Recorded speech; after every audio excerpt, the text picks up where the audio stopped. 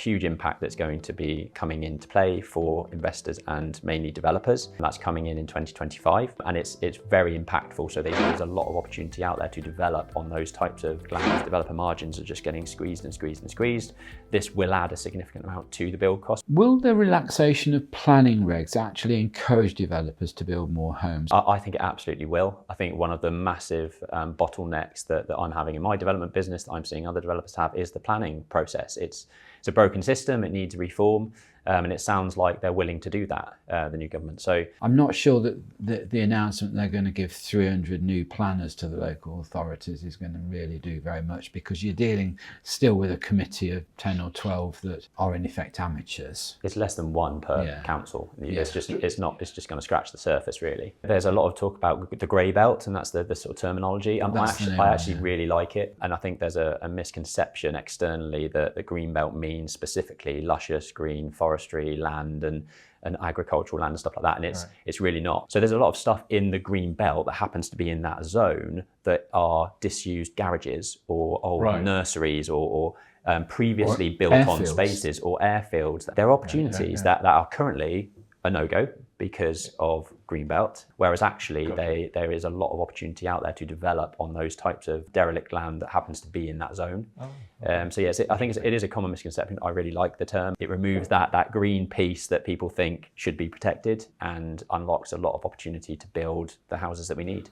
Do the experts think that legislation green building materials and equipment will increase or decrease in the short to medium term? We've had so many false starts with technology, haven't we? Massively, yeah. I mean, I think there's a bit of a nuance in the question in terms of the government don't necessarily want to push for green materials as such, but what they're really taking is a holistic view on energy performance of buildings. That includes the insulation, the air tightness, the renewable technologies that they're bringing. And I guess that's kind of where the question is. Unfortunately, in the very short term, there is huge impact that's going to be coming into play for investors and mainly developers with the Future Homes Standard. And that's coming in 2025, next year. We've not got long to go. And it's very impactful. So they jumped up the building regulation requirements in terms of thermal performance and things like that only a few years ago as a transition to the Future Home Standards.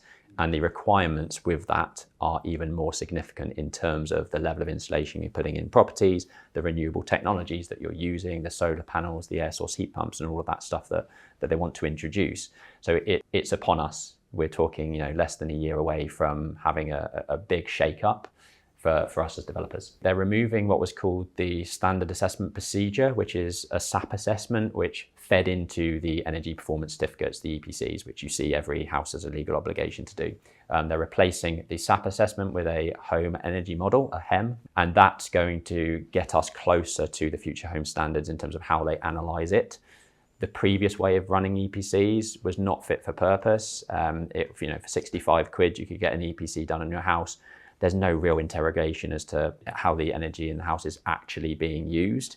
So it's the right thing to do to move away from that system and bring in a new way of doing it. I don't know if the new government have got into the crux of how that is actually being rolled out and performing, but I guess over the next year we'll understand. It's a legal requirement so that every house will have to have an EPC. The way that those EPCs are calculated fundamentally are via this SAP assessment existing. So it's a legal requirement, so it will have to be done by as a building control standard requirement. So building control, part of the planning process. Part of building control. So building control will be overseeing, and you will need to provide certificates to show that you are complying with the relevant requirements. And it's going to squeeze down the margins even more. We've spoken about kind of a lot, I think even last time, about build costs escalating. GDV is not really going anywhere. Land values not really being managed by the land seller or the vendor. So all that's happening is developer margins are just getting squeezed and squeezed and squeezed. This will add a significant amount to the build cost because of the material costs that go into it.